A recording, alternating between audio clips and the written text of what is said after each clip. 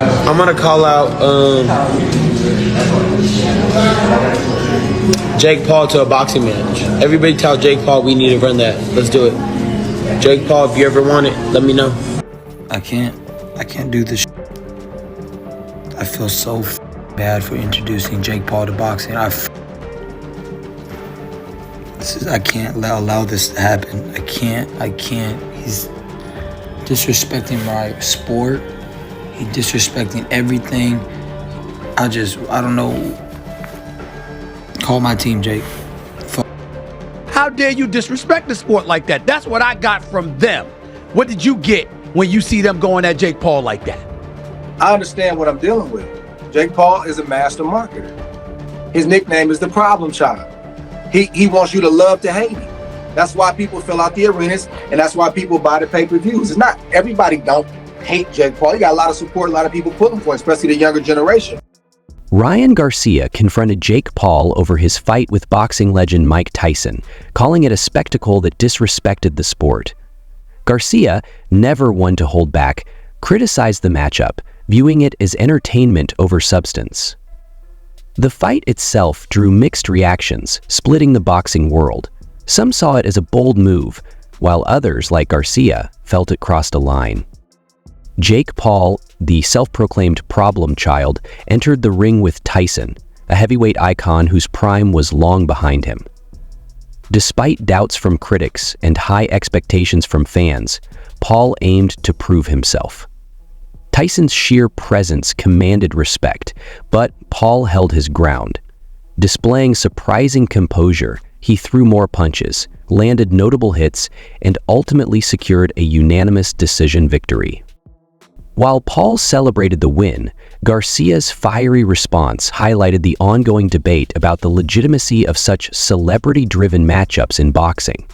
I was not going to watch that fight. There was no way it was going to work. Like, CNN called me. I did the show with Laura Coates. I told them going in, like, look, man, this is a farce. She's like, who do you think is going to win the fight? I'm like, it ain't going to be us. And that fight was whackness, and y'all knew that fight was whackness, but y'all got yourselves caught all up in some hype, and thereby you had to watch it. And then you're like, well, I'm not really paying for it, but you are paying for it because you pay for the Netflix and you watched it. I don't think we talk nearly enough in sports about why it is that we actually love this stuff, or why we keep coming back, and why we talk about it all the time. This fight pointed out something that I think we need to really kind of take heed of and be careful what sorts of things that we offer these companies and these enterprises positive reinforcement about, and that they keep giving them to us. Don't ever let them tell you that sports is entertainment. It's not. Sports is entertaining. Sports may entertain you, but sports is not entertainment. What was so wild about it to me was how many people showed up. Not just the people in the crowd, like the 80,000 people. The idea that there were celebrities who wanted to be there. Like, this is Fraser Ali in 1971. People actually wanted to be there and be on camera for this obvious farce. What you saw happen with that fight was a display of a product that people didn't want, because people want their sports to matter. People want their sports to be real. Even though Tyson was slower and had outlived his prime, it was clear to everyone watching that he still possessed a distinct sense of threat despite his victory. Many people, including Garcia, were disappointed that Paul was unable to knock out a man in his 50s. I feel like it went from like, oh, Mike Tyson's gonna kill him, to like, oh, this is like sad and bad, to then like flip back being like, well, he made it the whole way though, and like now people are giving him his flowers for just standing in the ring. I turned it on. I was worried he was gonna Don Baylor himself. Remember when Don Baylor broke his knee at the first pitch? Oh yeah. Like his knees were like really I was like, I'm not worried about his head, I'm worried about like an ACL, like a knee popping out or something like that. But it is funny though, like after the fact everyone was like, oh, told you so, knew it. It's like, nobody was saying that before the fight. Before the fight, he was like, there were people being like, he's old, but everyone was like, maybe.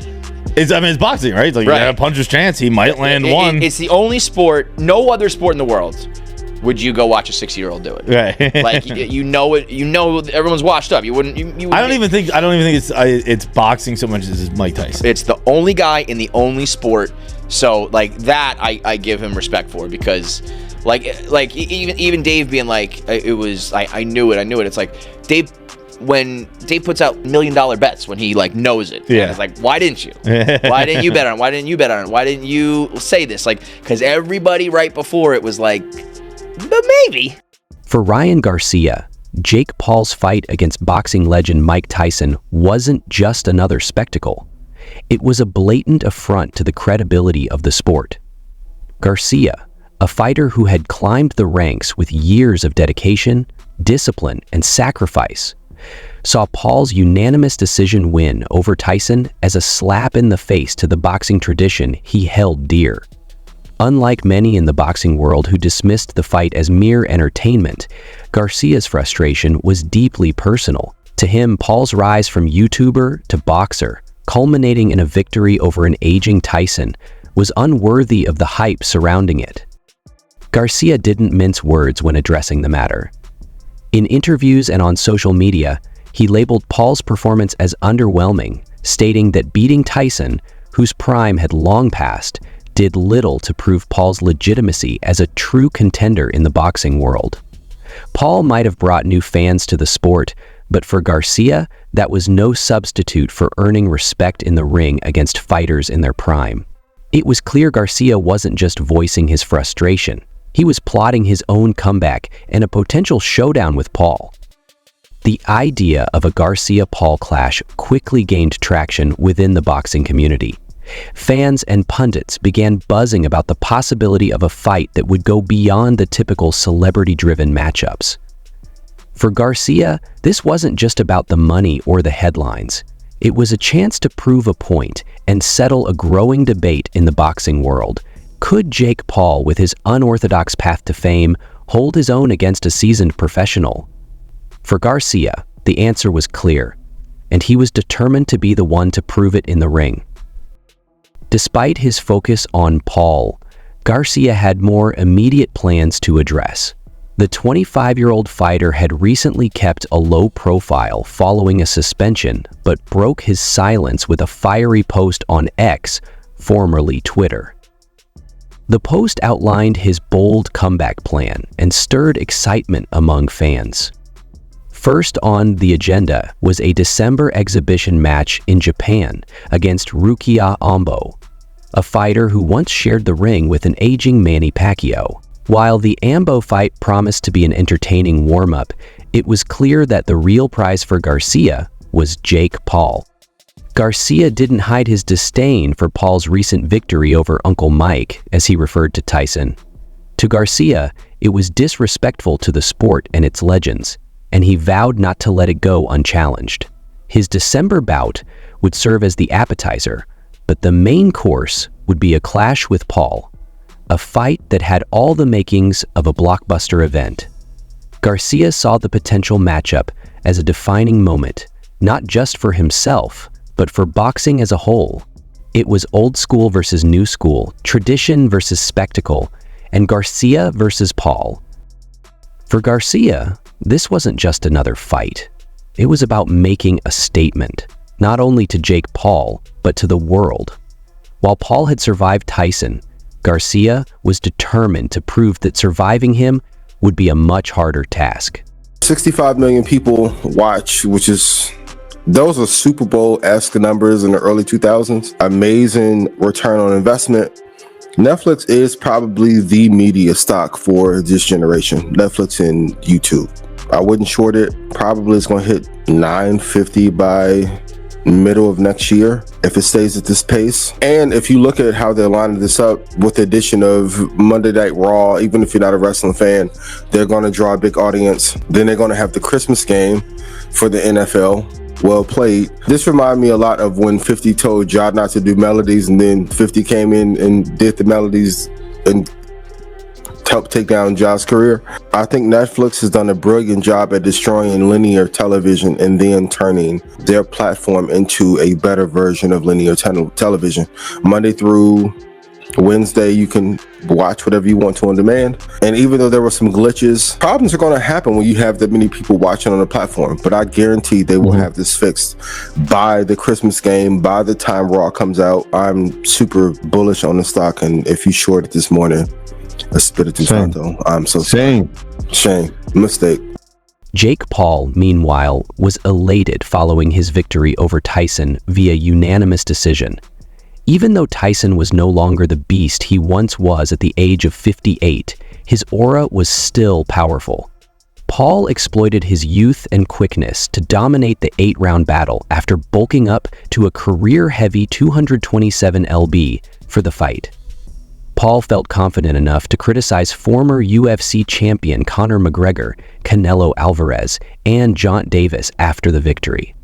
You know, selling the tickets that he sells and gaining the money and earning the money that he's earned. He's done it the hard way. So that's in one category. Compartmentalize that. If you know, he is young in the game, so I understand a level of that, right? Like, you gotta work your way up. I'm not knocking all the guys he fought up to this point, but at a certain point, bro, like if you're really about this, like Jake Paul calls himself the face of boxing, I can't give you that. You're a good salesman, right. You're a good marketer, and you sell tickets. Selling tickets and having interest when you fight is one box that you check if you want to be the face of boxing. It's a few other boxes you ain't checked yet, and one of them boxes is, man, you got to fight somebody and you got to prove yourself. You don't get to sidestep that. You can't be the face of boxing because you're a marketing genius. We know you can do that. We respect you on that. Because anytime you press Jake Paul, he brings up the numbers. We see that, man. We salute you on that. But if you want to really call yourself the face of boxing, bro, you got to get into the fire. Ain't no face of boxing. Ain't nobody that's considered the face of boxing ain't been to the fire time and time again. We've yet to see that with Jake. Right. So though we respect certain things, I can't give you that. Not gonna happen. You got to earn that. And not only that, earning it, part of earning it is also showing respect. Like, you can't sit up there and say, I don't need Canelo, Canelo needs me. That's Canelo Alvarez. You understand what I'm trying to say? I mean, that's Canelo Alvarez. Beterbiev sitting up there saying, I fight at 175 pounds. You went in the ring at, what was Jake, like 228? Beterbiev was like this, I'll fight you. Beterbiev was like, I'll fight you. He had 175. David Benavidez, the Mexican monster, he was fighting at 168. He said, I'll fight him. So I'm like, well, wait a minute. Now you got cats 50, 60 pounds lighter than you saying, let's go. And to me, that's not, and correct me if you think I'm wrong, I don't think that's about the money. I think that's about them being elite at their craft, watching this cat, thinking he's something that they don't believe he is, because as you said, you ain't been into any kind of fire. How dare you disrespect the sport like that? That's what I got from them. What did you get when you see them going at Jake Paul like that? I understand what I'm dealing with. Jake Paul is a master marketer. His nickname is the problem child. He wants you to love to hate him.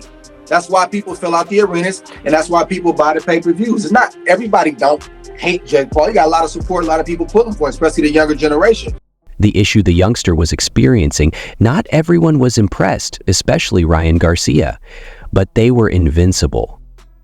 Although there was a personality clash between Garcia and Paul, it wasn't only about Mike Tyson. Philosophies and styles, Garcia, who weighed about 170 pounds naturally, was well known for his thunderbolt, quick reflexes and a strong boxing background. Conversely, Paul had established his career on controversy, beginning as a YouTube U and now claiming victories over aged icon KSI and retired MMA fighters. News were the first to report that it wasn't just an ulcer and it was blood clots, and that channel got made fun of. Like, oh, you're a credible news source, but he was right. And Mike said that in his statement yesterday, that he nearly died when they cancelled the fight last time. So there were a lot more underlying medical issues, and at that point, if not even in the first place, surely you've got to draw the line. I was vehemently against it. I don't think it was a classy thing, and this isn't anything to do with Jake Paul, like in terms of, oh, you know, we're gonna shit on Jake Paul, this and that. I'll get to the positives of that event in a second, but it's about my love for Mike, and a guy who, you know, we all looked up to, people my age anyway, and saw, yeah, as a boxer, that is, you know, I know he had his trials and tribulations, and he's overcome them, and he's become a peaceful, philosophical guy who's expressing himself quite peacefully these days. And the things he achieved, the terror he instilled in people when he'd come to the ring, that legacy And I know he's just said on that interview he doesn't believe in legacy. That's a great interview with Jesse. It was really funny, especially the poor kid, you know. She was not expecting that. But you know, for Mike, I think, look, God bless him. He went in there, respect to him. It shouldn't have happened. It wasn't a morally correct fight, in my opinion. You know, you've got to draw the line somewhere. But in terms of the production visually, best I've ever seen. For Ryan Garcia, the path ahead was clear. He had unfinished business in boxing and saw Jake Paul as the perfect target to make a statement. The size difference didn't intimidate him. It motivated him. Garcia viewed Paul's bulk as a liability, relying on size over skill in a sport that demands precision and years of hard-earned respect. With a strong amateur background and a proven professional record, Garcia saw himself as the embodiment of what boxing should represent, contrasting sharply with Paul's unorthodox rise. Garcia's disdain for Paul became apparent after a sparring session, where he reportedly questioned the YouTuber-turned-boxer's technical abilities. To Garcia, Paul was bypassing the traditional path of hard work, grueling training camps, and brutal fights. Determined to expose what he saw as Paul's lack of legitimacy, Garcia was ready to step into the ring and show the world what true skill looked like.